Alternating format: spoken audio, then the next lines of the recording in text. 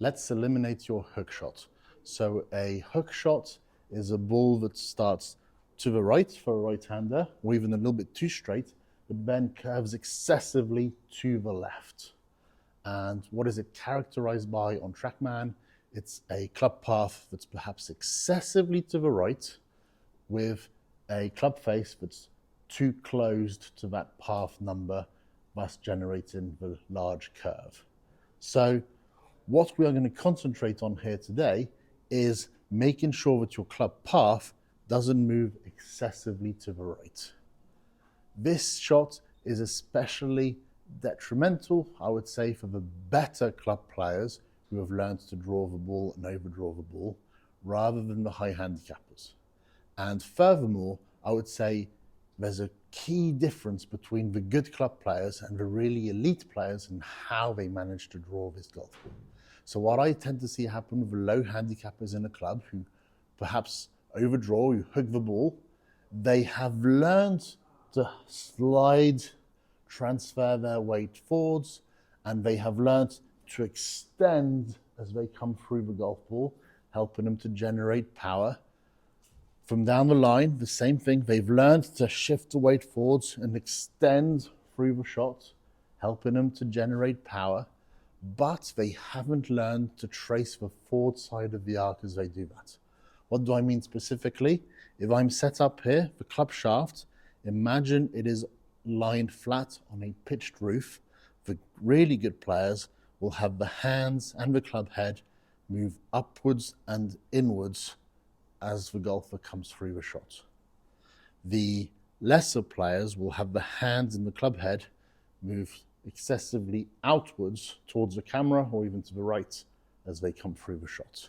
So if we want to learn to eliminate these big hook shots, we need to learn to trace this forward side of the arc while having the weight forwards, while having the extension piece. So a drill for you to do this, quite simply, is to imagine you have an object underneath your lead arm. So imagine I had a glove or a towel or a tee under this arm, and I'm putting pressure with my humerus, my top of my humerus, on top of my pec here, right? So, and I am learning to come through the ball, tracing this forward side of the arc. I'm keeping the pressure on this spot the whole time, like so.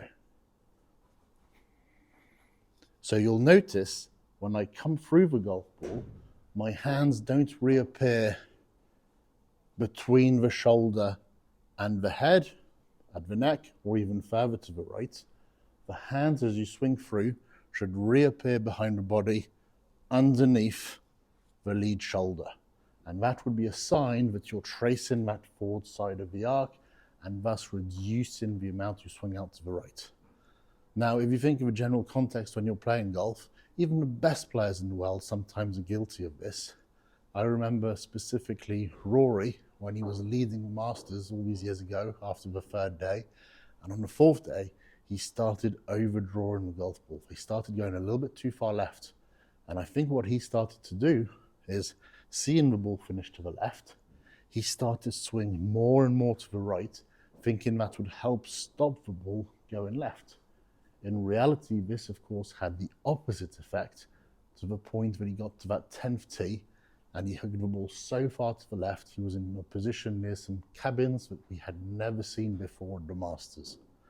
So, again, very important, and very important to stick to the process when you're out on the golf course as well, because it's all too easy to just try and stop the ball from going left by moving to the right, but this has the opposite effect.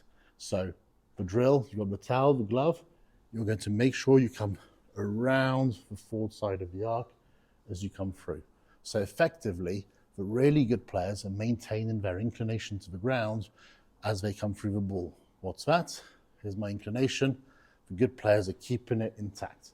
So the good players learned to move the hips forwards, extend, tilt and turn, which has enabled them to keep this inclination. The club players who overdraw the ball frequently in this position here where they haven't kept their side bend and rotation going, they haven't maintained their inclination. The shoulders have leveled out. The hands have been flung off the rib cage to the right. They haven't maintained the pressure against the chest right here. Let's now specifically look at the numbers this creates. So I'm going to hit the first shot where I'm not going to maintain my inclination to the ground. I'm going to extend without side bending and turning. I'm going to lose the pressure point under this lead arm with the hands and club head moving excessively to the right, like so. So what I expect to happen is that the path number is going to be a big plus number, path significantly to the right.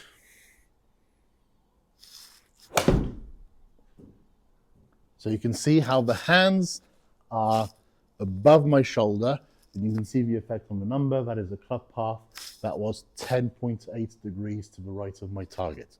So an excessively to the right path number. Now on this next one, I'm going to be very careful about maintaining the pressure. So I've got a T in my pocket. I'm going to put the T high up under my armpit, top of the humerus, and putting the pressure right here against my pec. And I'm going to make sure as I come through, I maintain that pressure. And that path number should reduce significantly. So hopefully on the view, you can still see the hands are just underneath the shoulder, and that's reduced the path to a very manageable 2.6.